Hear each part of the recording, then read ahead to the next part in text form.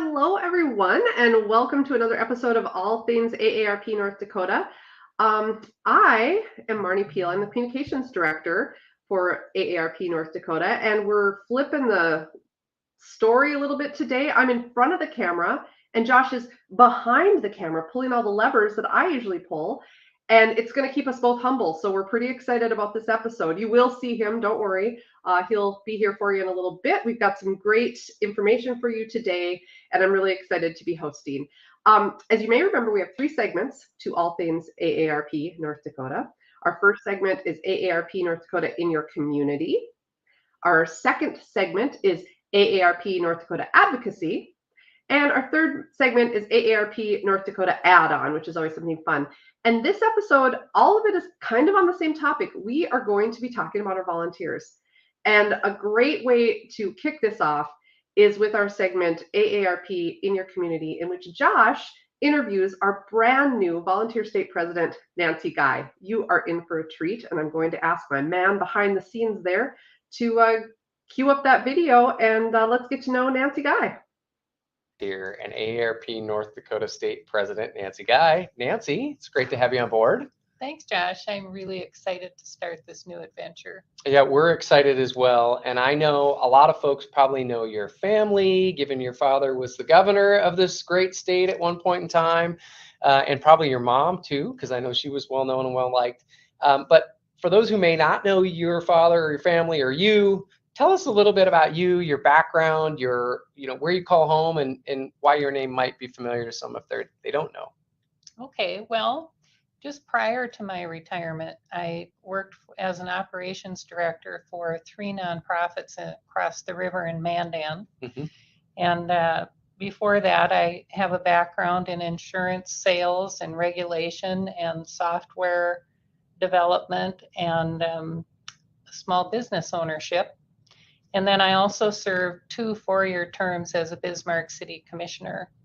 And I've lived the majority of my life right here in Bismarck, but I did take about 15 years and live in Texas and Minnesota and Missouri. I was going to say Kansas City, right? Yes, yeah. Go Chiefs. or chefs, as we called them when they had a bad year. That's great. That's great. And yes, indeed. My parents, Bill and Jean Guy, were North Dakota's longest serving governor and first lady mm-hmm. through the 60s and mm-hmm. into the 70s, so 12 years. And that was really my formative years. Mm-hmm. I was 2 when he was elected and 14 when he left office. So you didn't graduate a demon, though. You graduated a squirrel. I did. Right? I'm a Castleton squirrel. I'm even wearing the colors. I see today. That. It was easy for her to agree to become the president when she knew we wore red. That's right. Just part of it. So. Well, I think that really is probably telling in terms of you grew up in service, and obviously you're a public servant yourself. But mm-hmm. Talk a little bit about what motivates you to volunteer and why you like to volunteer, because I know outside of your public service, you volunteer in many other facets as well. Well, when I retired from my day job about 3 years ago and finished my last term on the city commission a year ago, so that was sort of my semi-retirement when I left my day job.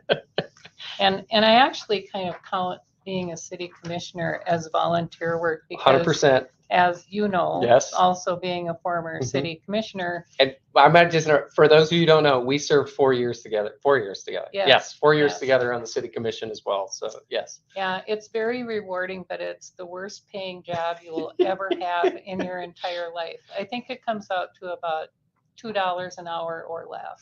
You made more than I did.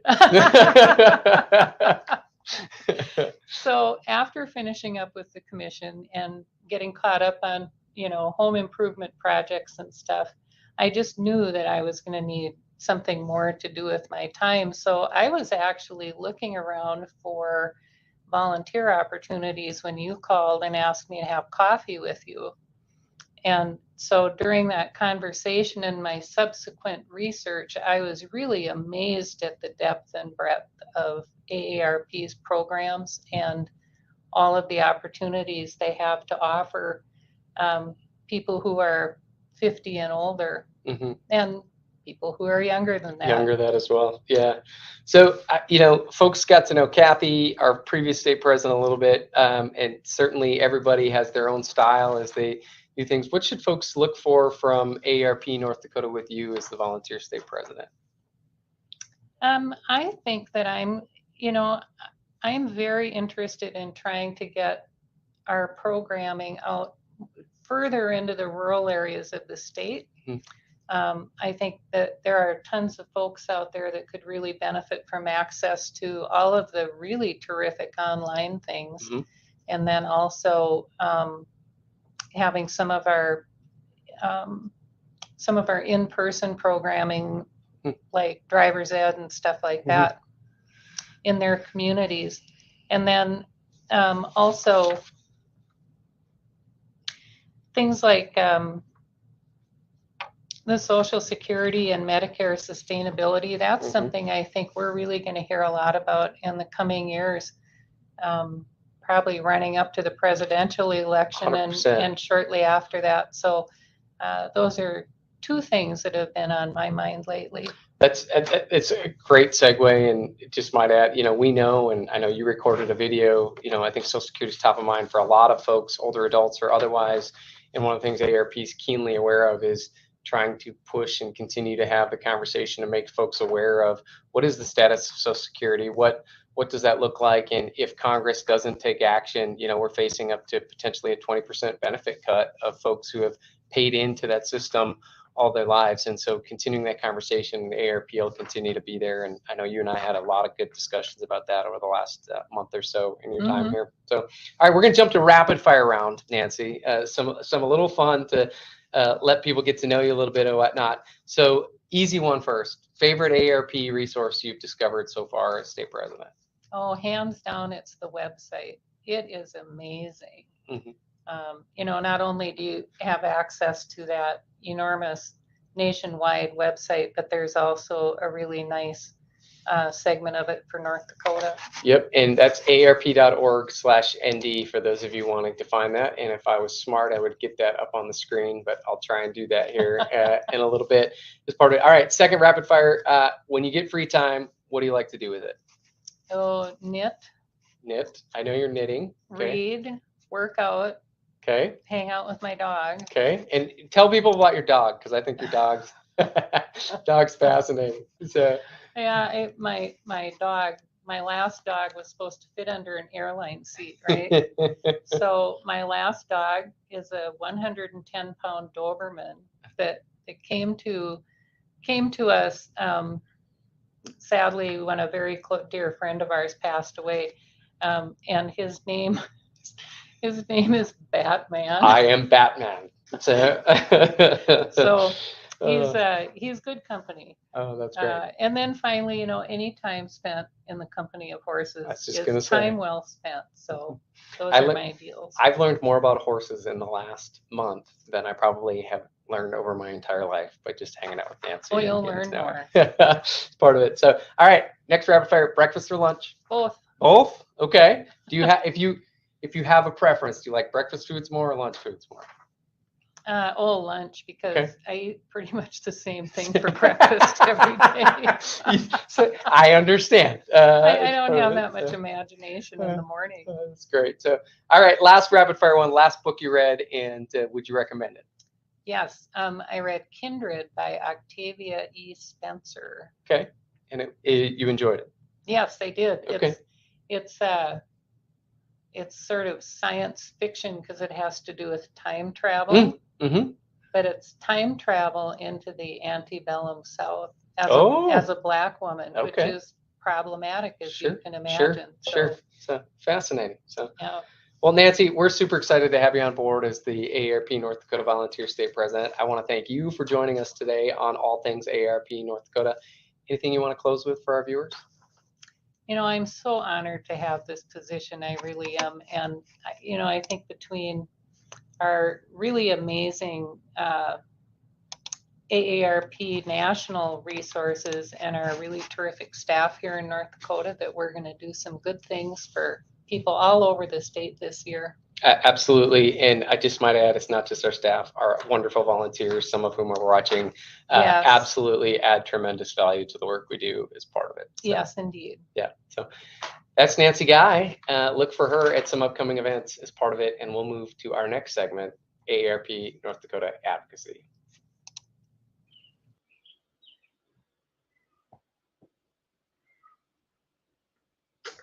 Hey, everybody. I hope you enjoyed getting to know Nancy Guy the way we are enjoying getting to know Nancy Guy. She is going to be an incredible advocate for all of our members and a great resource for everyone. And, you know, she is such a great example of how our volunteers create advocacy. And I want to invite Josh on to talk about that just very briefly as a part of our AARP advocacy. There he is.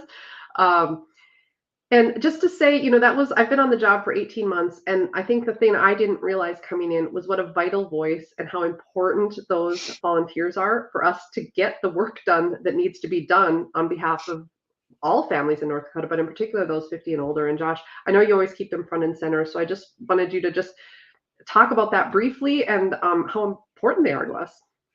Well, first of all, you weren't going to get through an episode without having me on camera, at least not yet. They'll figure out when I go on vacation and do one of these part of it. But so you're right. You know, my predecessor, our first state director, Janice Cheney, you know, kind of instilled that in us. And that comes from our founder, Dr. Andrus, about, you know, we're an organization driven by and fed by volunteers and volunteerism and the work they do impacting our community. And quite frankly, in the advocacy space, we couldn't do what we do in the advocacy space, and we certainly wouldn't have the success we have in the advocacy space of improving lives for those 50 and older without our volunteers. Janelle and I talk about this constantly in her work of directing our advocacy work and making it. I know Doreen does a great job of pulling in our volunteers and the work that's happening with our Speakers Bureau and other events and activities. You certainly fold in our volunteers any chance you get on public appearances. We were having a discussion about maybe doing some media outreach later yet this year on a couple of topics and having the discussion about who should be that spokesperson and why it should be a volunteer. And then last but certainly not least, I don't want to leave out Wendy because she's really the front interface on the front end of making sure our volunteers get what they need, when they need it, and how they need it. Yeah, it's great. They really are. Telling those stories are the things that move the needle, especially when we're talking about trying to move legislation forward or raise awareness of things. And so we're grateful to all of them. And I know that we have a little bit of a picture of just some of the things that our volunteers have been up to. You see them, especially during the legislative session, which we just ended. They were vital. They were there. They were bending ears, writing letters, making calls, sending emails, testifying, showing up. And so red shirts are powerful people, and it was pretty neat to see.